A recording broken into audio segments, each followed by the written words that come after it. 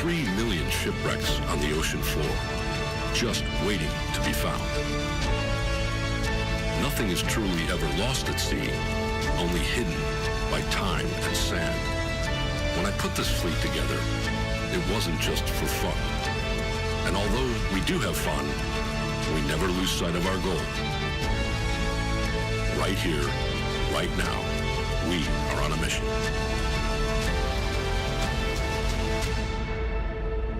Hello, friends. I'm Mario Nuri, inviting you to the next A Familiar Walk as we walk down memory lane with our program over the years. Memories are the key not to the past, but to the future. So join us with former Governor Generals Dame Ivy Dumont, Sir Orville Turnquest, Sir Arthur Foulkes, former Prime Minister Perry Christie, and former Deputy Prime Minister and now Governor General Dame Cynthia Pratt. At every phase of our life, we make memories that we cherish all our lives, and we ask you to join us for a few of ours.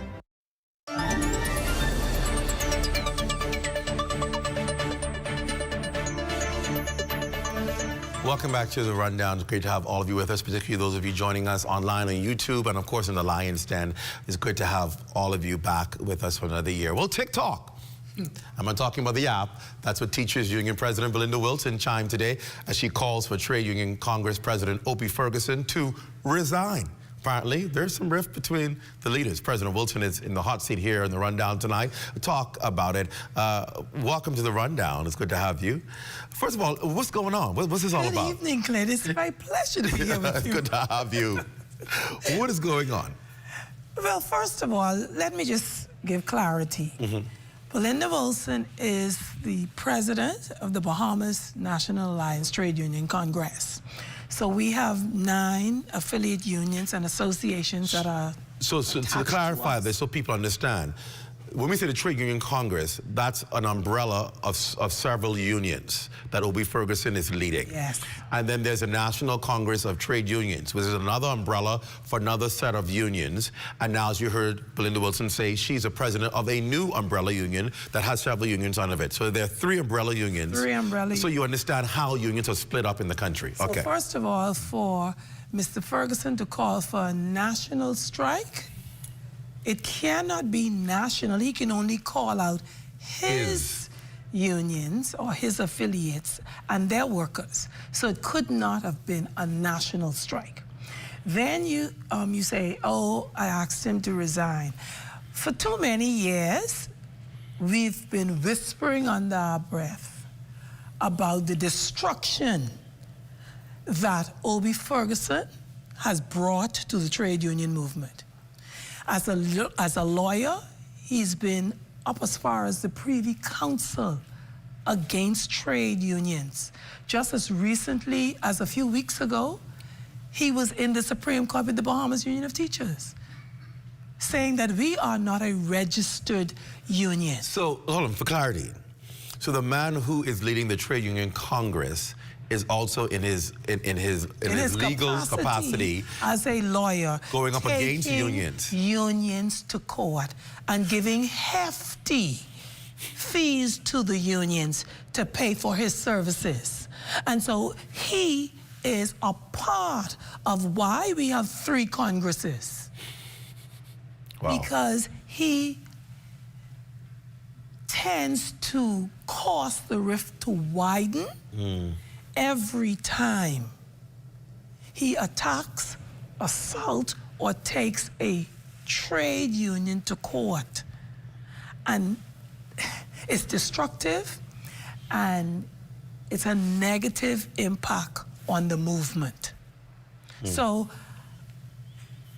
I carry no qualms to say I'm gonna dance around.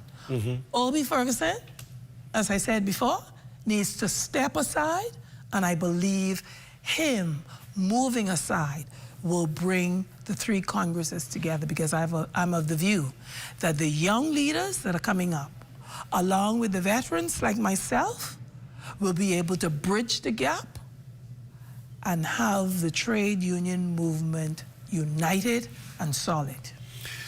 Do you believe there is a common purpose in wanting to see unions represent its employees and they get the best of what can happen and they work in harmony with advancing the labor movement. Because a lot of people think the labor movement is just about how much more money you can get from me, rather than it's also a responsibility of improving training opportunities, improving career opportunities. It's not just about fighting against, but it's working toward. But do you think that's the grander picture, though, that people are seeing? The common purpose of philosophies are the same. However, we have some individuals in the trade union movement who need to stop pandering to political parties. Let's start there. They need to stop going and begging politicians for jobs for them, jobs for their children, consultancy, and all these different boards, and stop begging. Your members voted for you to represent them. Represent them to the best of your ability, because guess what? You are the voice for the voiceless. My union has approximately 3,000 members. 3,000 of them cannot go to the Minister of Labor, to the Minister of Education, to the Prime Minister to speak. So I go to speak on their behalf. And trade union leaders need to know where their allegiance, your allegiance lie with your members who voted for you, and for us who are full-time, who pay our salary. So stop pandering to the politician. We would have seen the Trade Union Congress boast at the beginning of this term of having signed a memorandum of understanding and so forth. Do you see, it seems as if something has gone awry from this memorandum, that they felt that the government was going to be able to meet these needs. And I remember covering that story, and I remember you did not sign. You weren't a part of that. And you sounded the alarm to say, be careful what you are doing. And now we see they're the ones who have come forward first to demonstrate against the government. I believe the signing of the Memorandum of Understanding 3 weeks before a general election with the opposition again was a political ploy. When we look at the Memorandum of Understanding, though, there are, if not all, at least 99% of the things that are therein that the Bahamas Union of Teachers, the Bahamas National Alliance Trade Union Congress, and other unions, we agree with. We support is the manner in which it was done. And at that time, we were a part of the NCTUB. Bernard Evans was our president. And I can say to you that the unions that broke away from the NCTUB, we saw them signing that Memorandum of Understanding on television. We had no sight of it prior to the signing. We had no input as to what should be placed in it. And so if you're representing a people, you cannot go there on your own tangent speaking and signing documents that the people that you are representing don't know about. So when you hear Belinda Wilson open her mouth, I've already had my meeting with my members, the BUT and the BNATUC. I've already had my surveys that I send out, and I have my data and my statistics. So when I go to the table and I say to the Prime Minister, the Minister, the Cabinet, whomever, this is what the BUT stands for, I know what I'm standing on. How is your relationship with issues or concerns that BUT may have with government? Do you have that open door where you can talk and discuss or express concerns that you have? Let me give credit where credit is due. The new minister, Honorable Pia Glover-Rolle, she is very responsive. You send her a letter, she responds. You send her a WhatsApp, she answers. If she's even in a meeting, she'll say, call you back in the meeting. That's big. That's big these days. And I also believe, because we've had all of our quarterly meetings with her since she came in. Prior to her, we had the quarterly meetings. However, when we look at the items for discussions and the matters that are unresolved, they're still there. So yes, she does have an open door policy. Yes, I believe that she goes into a meeting and she fights for labor or for her people. But like I tell her the other day, hey, you don't know how to turn over tables, eh? Because I don't believe that the government of the Bahamas has labor as a priority. You don't believe that? They don't. And like I said earlier, and I'll say it again, Mr. Prime Minister, stop the lip service. Show us. I've written to you now for months. I'm still awaiting your response. I wrote to you last week when I said, Mr. Prime Minister, I'm still waiting for you to acknowledge receipt of my letter. So don't come around here talking about you all for labor. That for the people who you could fool. You can't fool me. So if you're coming, come clean. And like my daddy and mother used to say, even if you come rough, try. We've requested meetings with the Prime Minister. I met with the Prime Minister with my team February 2022.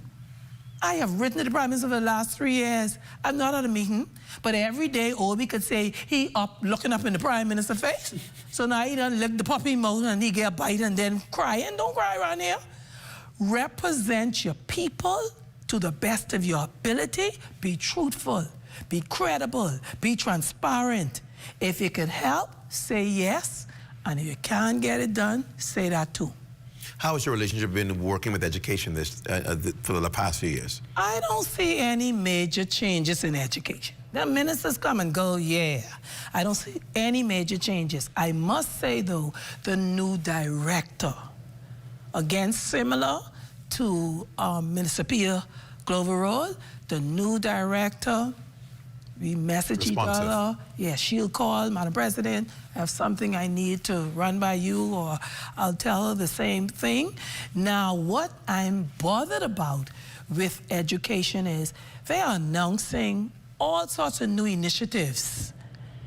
And we're hearing it on the TV, on the news. And like I called them last week, listen, if you want your initiative to work, you got to get the stakeholders. You have to speak to the union. Because when the teachers call me and say, Madam President, they say they're doing junk in the school. I say, yeah, let them do junk on Bay Street. If you don't have any supplies, you don't have any resources, you don't have a curriculum, right?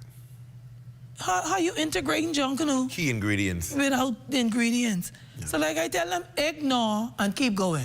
Teach the children, and they talk about jungle in the school. I agree with our culture being in the school, but children need to learn to read and write. We ain't fixed that yet.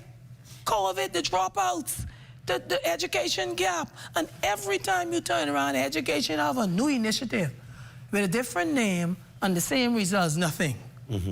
So Glenys Hanneman, get it right. And she's another one we've not met with for 2024.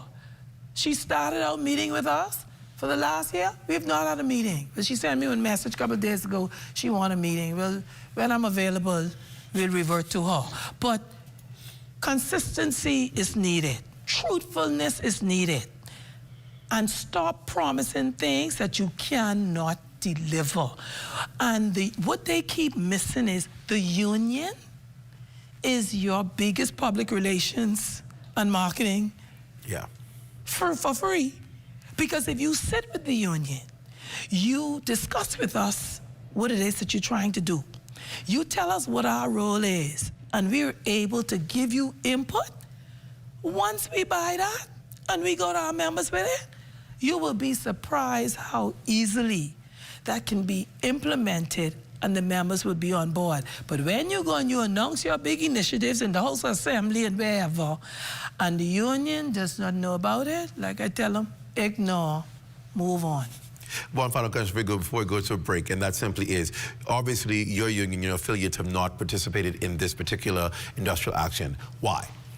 We did not participate because we're not a part of Mr. Obi Ferguson's Congress. Furthermore, Mr. Obi's credibility, based on our experience, his whether his motives are genuine and pure, we question it.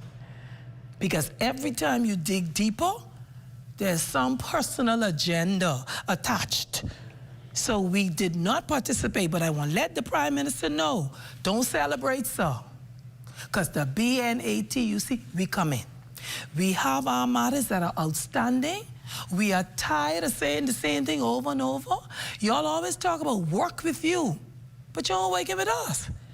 Because if someone can write a letter to you and you don't even have the decency and the courtesy to acknowledge receipt of the letter, that's a problem. So, Mr. Prime Minister, Pia Glover-Rolle, Minister Glenys Hanneman, the BUT, the BPSU, and the other unions, We want our matters addressed forthwith. A word to the wise is sufficient. Belinda Wilson, you have not changed. No, sir. I get fiery. It's good to have you My back in old the front age. line. Good to have you back in old age. We're going to go to a break. When we come back, we're going to talk as well to UTEB's representative and president. And of course, he's also representing the National Congress of Trade Unions, one of the umbrella unions. They call themselves the official voice of labor. We'll talk to them after the break. And then, straight ahead, the Minister of Labor and Public Service, Pia Glover-Rolle, is here. She'll respond. You're watching The Rundown. We're back after this.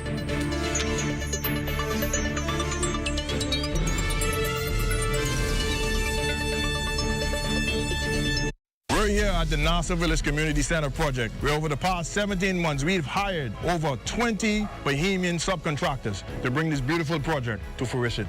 I've been living in Nassau Village for more than 19 years, and to see a project like this bring great joy and pride to me. This state-of-the-art multi-purpose community center will serve as a crime-fighting initiative in the community, also help with the education of our kids in this community, and a hurricane shelter. Yeah, and it also shows what we as Bahamians can achieve when we work hand in hand with each other. We have the technical know-how, and we can pretty much deliver on any project here in the Bahamas or in the world. Bahamas Stripe and the Bahamian Company, they prove that they believe in Bahamians. Based on the outcome of this project, I don't think they're disappointed in giving the small person an opportunity to do a job such as this. The more opportunity they get, the more opportunity we will get.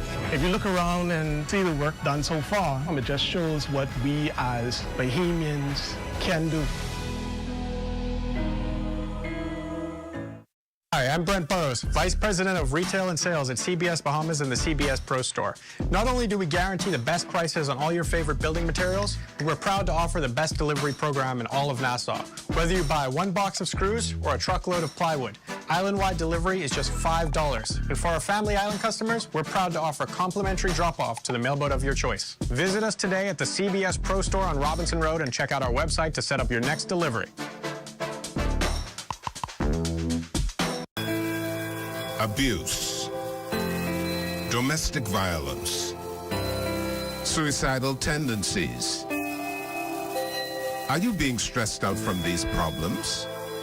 Call the national hotline at 422-2763 or 322-2763.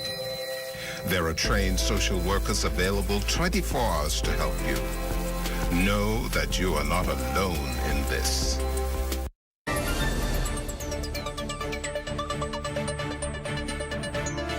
And welcome back to the show. The National Congress of Trade Unions, Bahamas, announced that their members will not be participating in any industrial action over the next 2 days.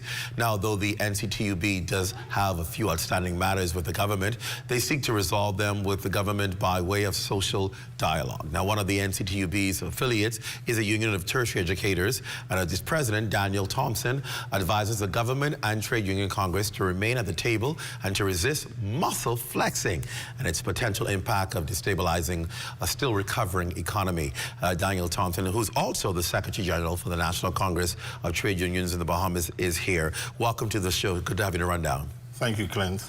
So let's start, obviously, you represent UTEB, but also as an executive for NCTUB. And NCTUB has been stated as to be the official voice, because once ago there was just the NCTUB. Yes, the NCTUB considers itself the official voice of labor in the country.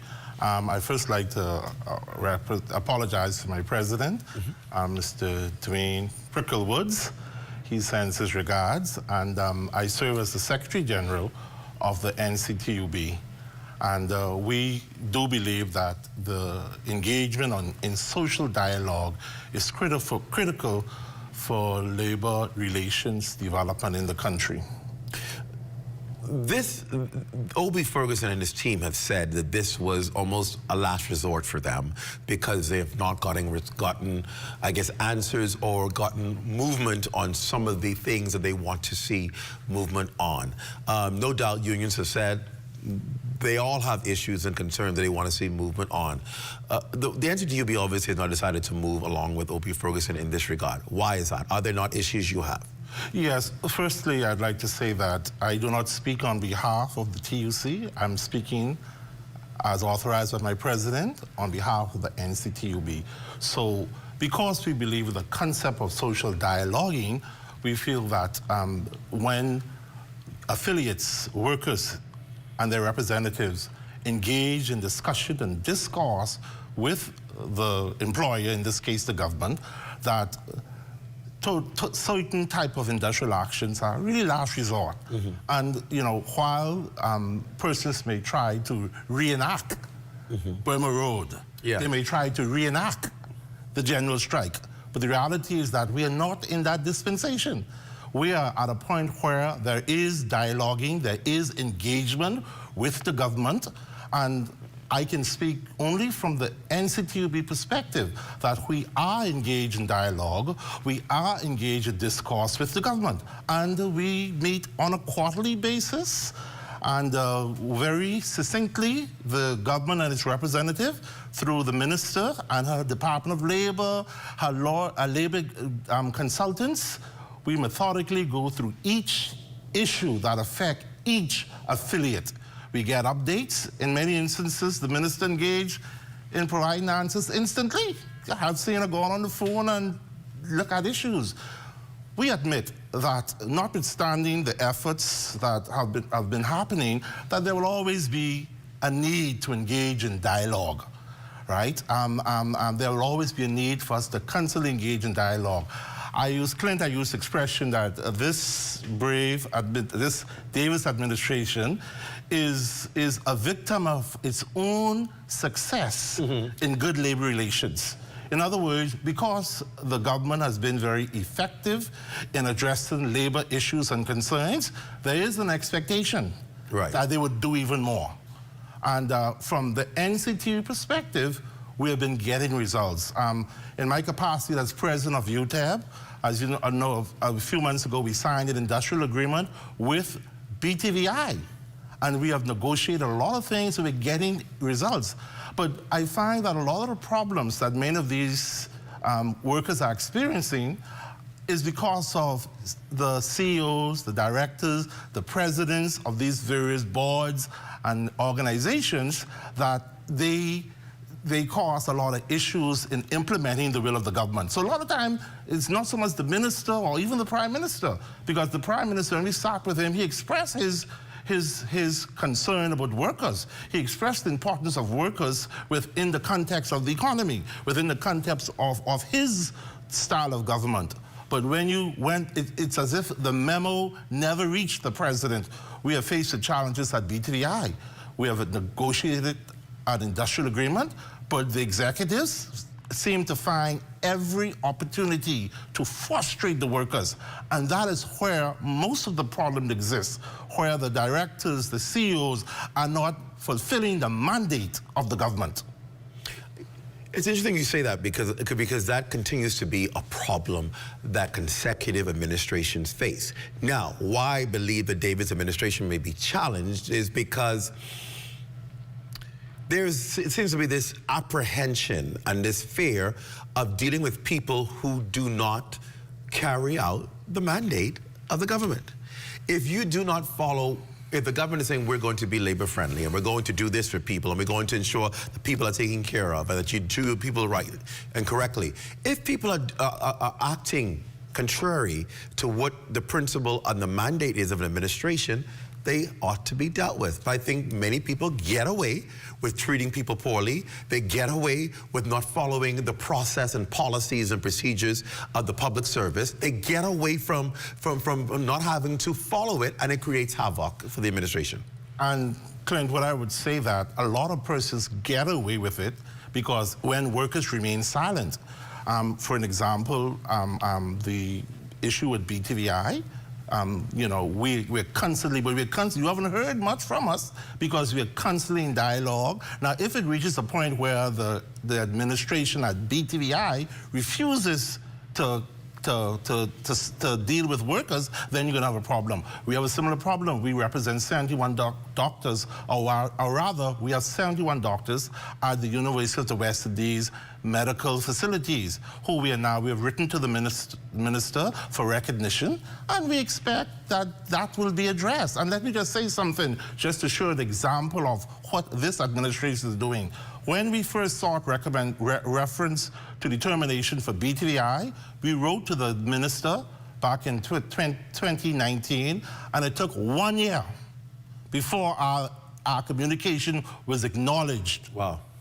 When we wrote to this administration, to this minister, for the recognition for the doctors at the University of the West Indies, the medical instructors at their medical clinic, school, within that day, I got a response. That day? I got a call, and they began to question me, exactly try to get clarity in what I was doing. And we have had dialoguing back and forth with the registrar, with the Department of Labor, trying to find redress. Now, we have not got the recognition yet. But, you know, we expect, we anticipate that that will happen soon. And that's where us as union leaders must understand and trust the process. That while we expect to get recognition instantly, the reality is that things, because of the nature of the public service, it's a process, which is antiquated, we inherited it. Yeah. It's a process, and that speaks to something else, that oftentimes most of the issues you see being challenged today, some of these issues existed decades ago. But because the current administration appears to be addressing them, you're seeing it's as if everything is coming out of the woods. But many of these issues are legacy issues. Yeah. Persons whose contracts were not signed for 8 years or 5 years, they're now being signed. And the issue now, how do you try to fix an injustice that existed 5 years ago? And those are the challenges. And I think we as union leaders, we must be responsible. We must be tempered in our approach and how we lead our members, right? And so, listen, so I'm excited for what is happening at the NCTUB in terms of the results we're getting. Not perfect, everything isn't being done, but we are making progress. And most importantly, there's dialoguing. Once we are talking and we're getting results, we appreciate that. And that is why our affiliates, as our president indicated, our affiliates, we didn't participate, we were not even informed about what was happening. But while there may be a division in the Congresses, workers in the country are nonetheless united. So Congress and its leadership may be playing to different tunes, but the workers, the needs of the workers is the same. The needs are the same. And we must, as leaders of the various unions and affiliates, we must recognize that the needs of our workers is far greater than our individual ego. Do you think that unionism, while I believe it is good, I've spent many years as an active member and executive of a union, but do you believe, though, that unions have caused the workforce in this country to be slack because people use unions as a crutch and a way out when they don't want to be responsible for their actions? The union is like the church. A lot of people get saved, but you get a lot of hypocrites at the same time. Yeah. You get a lot of issues. So when we think of trade unionism in this country, think about maternity leave. Think about paternity leave. At UTER, we have political leave. Think about all these benefits, minimum wage and salary adjustment. Think about the National Insurance Board. All of these are union-related initiatives. So while we may criticize the few bad eggs, or even those who may have an ego, we must not negate the role or the importance or the significance of trade unionism in our country. I'm glad you mentioned that, because I do want to say that, because I think people only see trade unions as somebody who's going to row for me to keep my job, somebody going to row for me to get a raise, somebody going to row for me to get more benefits, and not understand that unions should go beyond that. It should be about your development, your career development, your personal development, ensuring that you can give more and do more and be more, and that you have opportunities that you never had before. This narrow-minded view that unions only to bail you out or to get you more, I think we have to erase that and recognize that unions ought to be partners and stakeholders in companies. You know, my president, Brother Woods, he takes that same position, that no longer are we in that era where we are concerned only about money. We are concerned only about marching down Bay Street. We're concerned only about breaking down. But the unions of today must be engaged in across the board, boardroom diplomacy. You must be able to engage and meet the various CEOs at their levels. At their level. And engage in intellectual discourse. Yes. That is how it's going to happen. We're not negating the role or the importance of strikes and other more visible industrial actions. Those are important. But there's a time, my brother, and there's a season. Yeah. Right? So if we engage in social dialoguing, then you find that there's less need for us to throw stones and to do certain things. But I do not discount or I do not negate those persons who choose those other efforts. All riddance to them. But I've learned, and at the NCTUB and my president, we have learned the art of diplomacy. We have learned the art of negotiating, because you can negotiate and demonstrate all day, and I can go and engage in dialogue and write and get my industrial agreement signed. Which workers benefit? True. The ones who spend years negotiating, years arguing, and I'm getting my contract signed. Tell me who benefits. And you can say whatever you want to say, but if I get my industrial agreement signed at UTEP. We get them signed, and we will get our recognition. And we don't, because we engage in social dialogue and we trust the system. And that is important. And I say to my fellow trade unionists, trust the system. I say to them, to the leadership, let's be responsible as we lead our workers, because at the end of the day, it's less about us and more about the workers. That is why we went into this particular discipline, because our love for workers and the well-being of people in this country. That's what it's about. It's not about Daniel Thompson. It is not about Dwayne Woods. I'm a professor at the university. I have a professional career. But when I go about and doing what I do, I represent those professors at the university, those instructors at the Bahamas Technical and Vocational Institute, and those doctors at the University of the West Indies who are looking forward to being recognized and accepted and receiving representation by UTEP. Daniel Thompson, thank you for being here. We appreciate it. It's my pleasure. Up next, the hot seat belongs to the Minister of Labor and Labor. She's Minister of Labor and Public Service. We've covered the public service today. We talk about labor. Minister of Labor and the Public Service, the Honorable Pia Glover-Rolle. She is here. She'll address all of the activities of today and what many union leaders have said, and talk about what her administration is doing. You're watching The Rundown. The minister is at this desk after the break.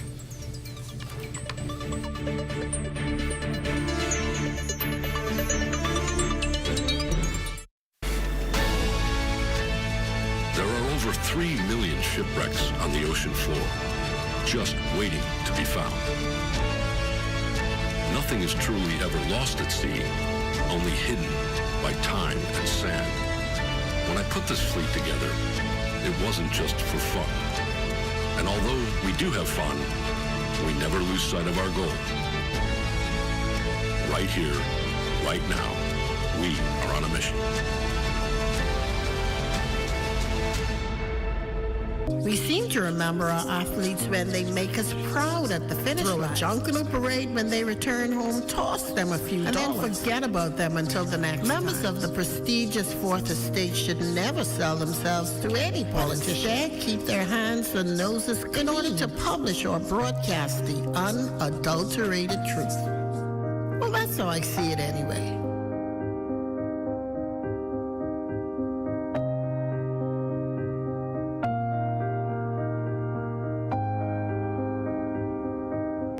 Read as I see it, exclusively at CNNSBahamas.com. New articles premiere on Mondays at 9 a.m.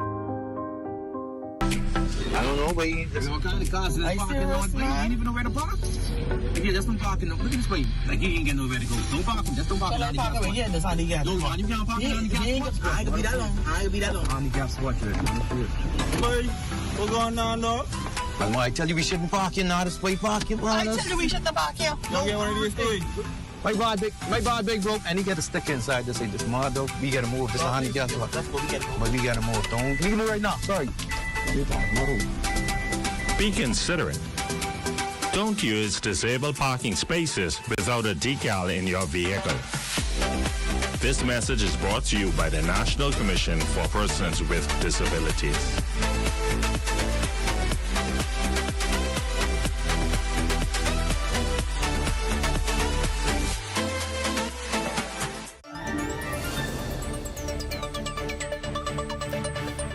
Welcome back to the Rundown. I've been seeing your comments on YouTube, those of you on YouTube, and of course in the Lion's Den on Facebook. Thank you for being a part of the discussion and expressing your concern and your views.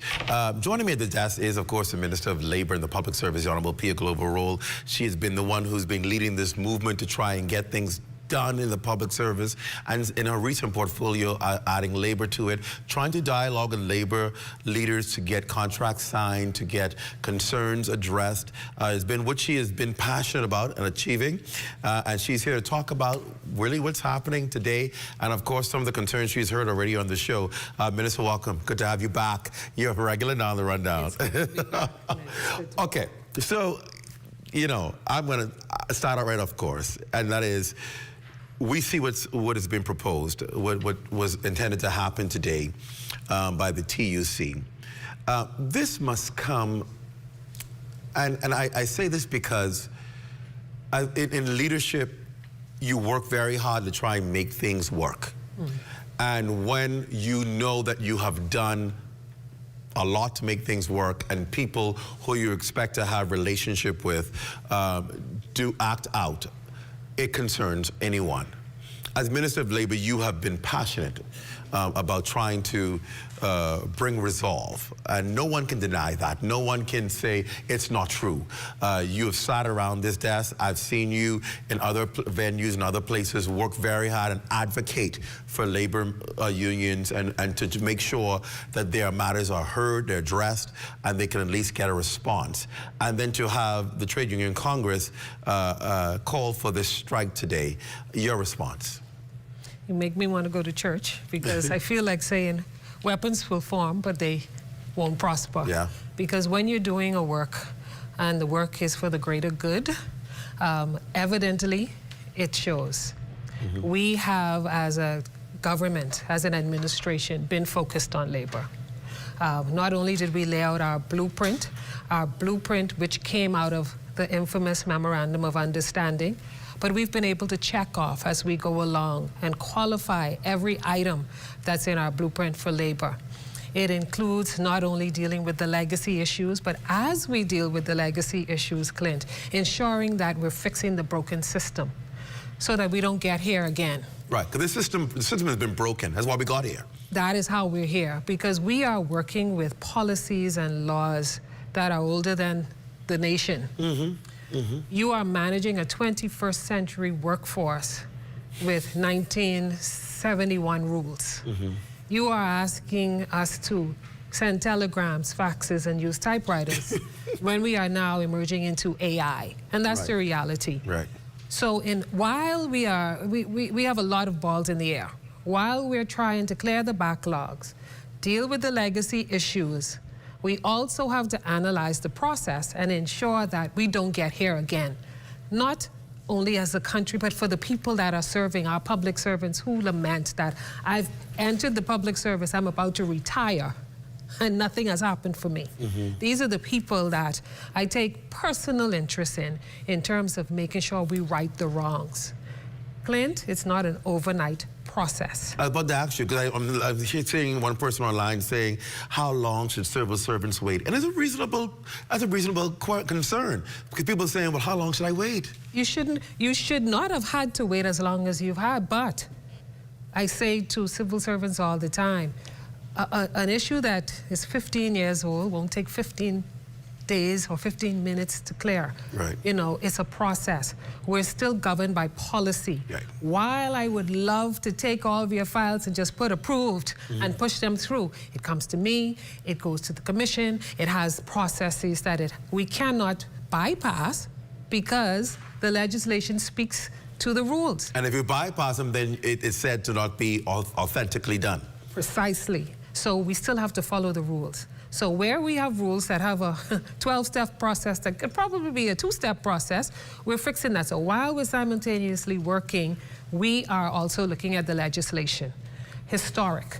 In July of 2024, I hosted a labor legislative symposium where the stakeholders came to the table, and you know, as I speak to the unions, which I do frequently, and they say, you know, this clause in the Employment Act don't make no sense. This in the Industrial Relations Act we need to change. I was listening. We're doing that because we have to ensure that our legislation, our framework is not only current, but it's also future focused. Every day, AI and technology is evolving. How are we addressing that in our labor policies? Climate change, it's real. Whether people want to believe it or not, we're feeling the effects of it. How are we addressing that in our labor policies? We aren't at this time.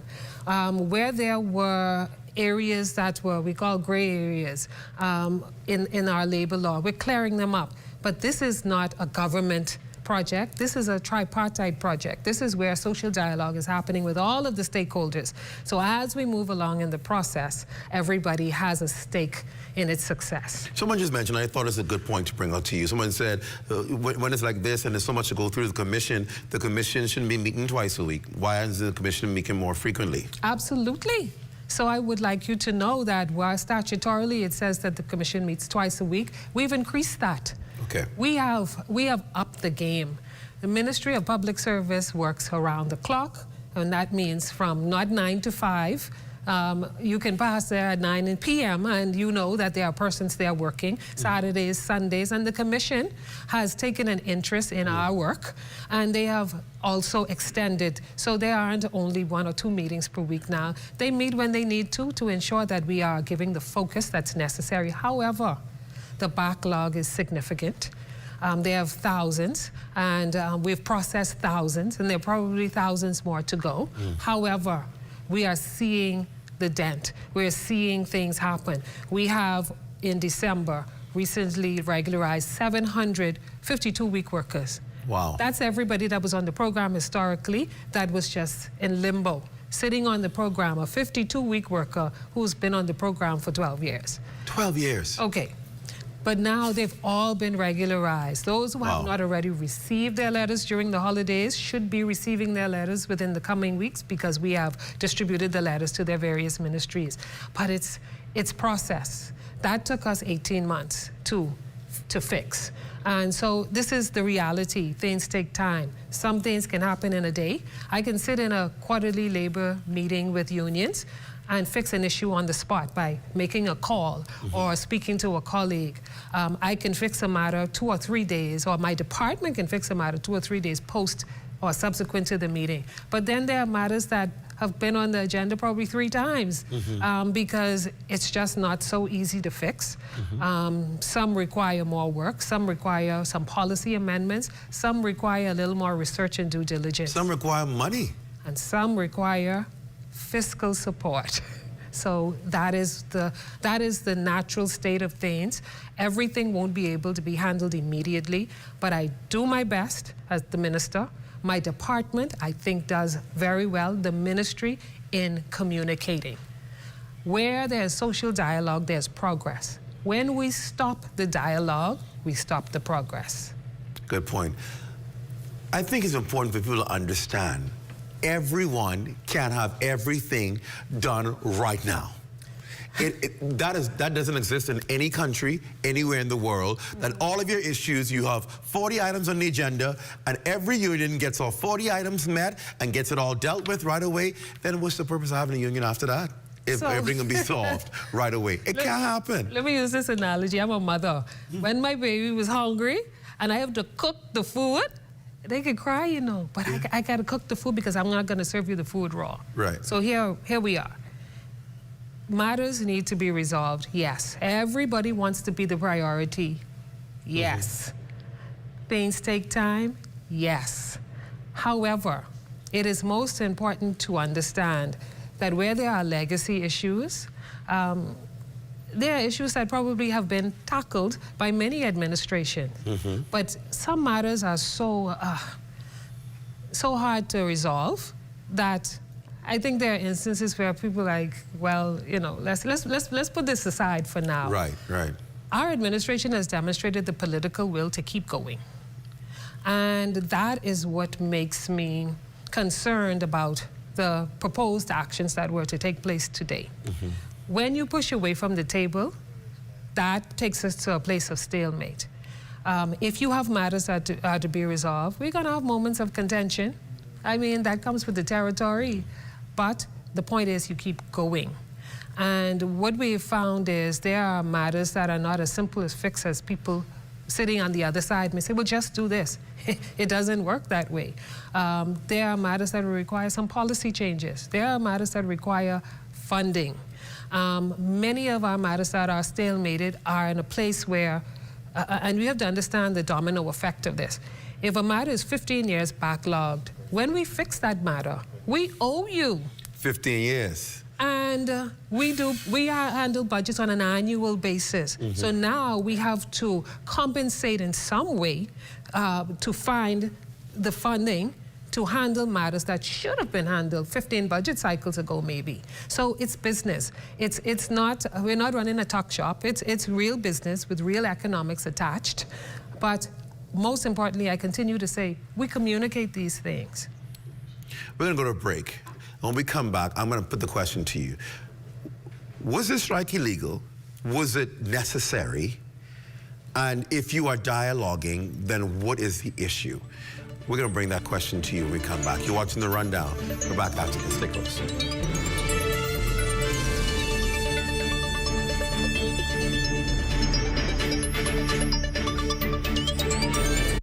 We are here in the time of need. There's no discrimination. The mission is to relieve the suffering. We volunteer, we deliver care. With donors and partners, we're always here to turn compassion into action. Protecting life and health with our training throughout the years. We empower to heal the world. There is hope. Assistance with disasters. There is shelter and love for our people. We can work together to help those in need. So volunteer with us and donate to show you care. There is hope. Assistance with disasters. There is shelter and love for our people. We can work together to help those in need. So volunteer with us and donate to show you care. Together, let's build a more resilient Bahamas. Community farming for food security. Climate programs suited for our island country. Together, let's build a more resilient Bahamas. This message brought to you by the Bahamas Red Cross Society in conjunction with the Broadcasting Corporation of the Bahamas. Hello, friends. I'm Mario Nuri, inviting you to the next A Familiar Walk as we walk down memory lane with our program over the years. Memories are the key not to the past, but to the future. So join us with former Governor Generals Dame Ivy Dumont, Sir Orville Turnquest, Sir Arthur Folkes, former Prime Minister Perry Christie, and former Deputy Prime Minister and now Governor General Dame Cynthia Pratt. At every phase of our life, we make memories that we cherish all our lives, and we ask you to join us for a few of ours. Welcome back. We're here with the Minister of Labor and the Public Service, Honorable Pia Glover-Rolle, talking about labor relations in the country. And I want to put the question to you, and the question simply is, was this illegal? Was it warranted? Where did the breakdown happen? Clint, I know the public has heard me say before, a union has a right to strike. Strike certificates are issued by the minister, so it's no surprise when a strike occurs. I'd like to say that in the past 3 years, we've issued 8 strike certificates, contrary to the numbers that I've heard out there. But it's no surprise. So it isn't illegal to strike. However, the Industrial Relations Act speaks to, in Section 74, it speaks to the process. Due process. When due process is eliminated by in some way, then it becomes an illegal action. How did this become an illegal action? If you are prompting a sick call-out via voice note, then ultra-virus the law, you are now engaging or causing persons to engage in illegal action. Right, because you're not sick. So it's not an illegal strike, but by the means by which you attempted to engage your members to sit out, then affected the process. Is there not dialogue going on with the TUC? He's saying that he hasn't spoken to the Prime Minister. Is that true? Belinda Wilson and others seem to think he has an audience with the Prime Minister whenever he needs one. To my knowledge, he does. To my knowledge, the Prime Minister and he have met on a number of occasions.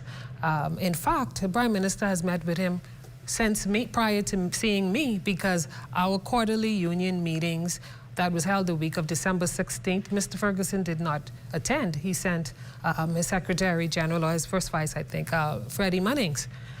So he's seen the Prime Minister even since he's seen me, before he's seen me lately. So dialogue is ongoing. The last meeting held with the TUC, and let me explain the quarterly meetings. The quarterly meetings that I host with unions, the unions create the agenda for the meeting. I don't say, come to the meeting and this is what we're going to talk about. I say, come and meet with me. Let me know what you would like to discuss. The unions present the agenda and we go down the agenda items. Some are new, some are not new items. While it is my goal that every meeting we have a new agenda and we get these items off, realistically it's not been able to happen, but we keep going. The TUC did meet with the minister, the director, the registrar, the labor consultants, and our whole group on the week of December 16th. And we left the meeting with the final word being said that all was well. We know we have matters to resolve. We have set timelines. We know that there are matters to resolve, and this is what's the action plan. But Minister, we are grateful. We're grateful for this audience and the resolve that has been had so far and the work that is being done. So, how we got here, I'm not quite sure. And that was the last meeting. But we also have minutes that reflect every one of our meetings held with every union. So the last meeting, you left on good terms? Yes, we did. And with an understanding? Yes, we did. And the minutes will reflect.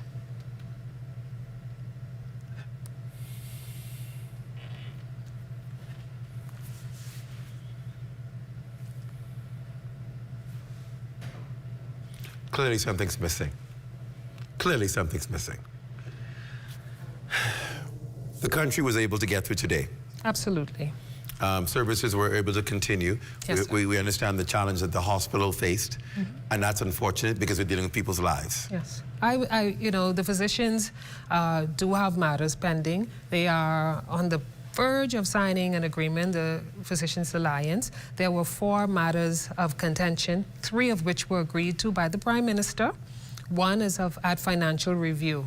So the negotiations continue with 1 matter that is being worked through. So I understand that the physicians have contention, if you want to say that, but the hospital was able to function because 100% of the doctors did not show. Good. A percentage didn't show. So there was function. It was in function at 100% at its maximum, which caused some inefficiencies. But fortunately, they were able to get through the day. And of course, because contingencies were in place and contingencies continue to be in place, we will continue to function, and then whatever other matters we need to resolve or whatever other contingencies need to be placed, we will continue to do that, because we cannot afford for public disruption, especially of our essential services. So no reports today of anything falling apart? No, absolutely not. If everywhere functioned? Fortunately, with contingencies in place, we were able to get through the day successfully, and we're grateful for that. My final question, has this in any way, shape, or form discouraged you? Absolutely not. Distractions will come. I feel that the closer we get to the finish line, the obstacles will be thrown in the way. We have a memorandum of understanding that is 96% complete. We have a labor agenda that can be checked off in our blueprint for change that is almost complete. We have 53 agreements signed, and they don't like when I say that, but let me qualify that. 53 agreements signed with the majority of them expiring in July of this year, which means they've been honored, which means now we're going to renegotiate, which means that their members, their workers, who are most important, have benefited. I'm not discouraged. The work continues because the work isn't for the unions. The work is for the workers of the country, and that is who I'm responsible for, both public and private sector. And it's my goal to get past these issues because there's so much more we need to do to make our workers more competitive, to grow our labor force in a way where we are not only competing locally, but internationally on the global scale. There's more to do. I want to get past these small issues, but until we do, we continue working. Minister, thank you so much for coming on tonight, and I'm sure the country is behind you and supporting you. We want a better country, and however we can get there, we're willing to do that. Thank you again. Thank you. Thank you very much. And that's our first show for the year. We've got some exciting shows lined up for you this 2025 and this week. Be sure to stay locked into the ZNS Network for the Bahamas tonight at 11. We have the final newscast of the country. Anywhere you look, it's here at ZNS at 11 with Royston Jones. Royston in the building. He's in the building preparing for 11 o'clock. Until then, folks, thanks for joining us. We'll see you right back here tomorrow night. Good night.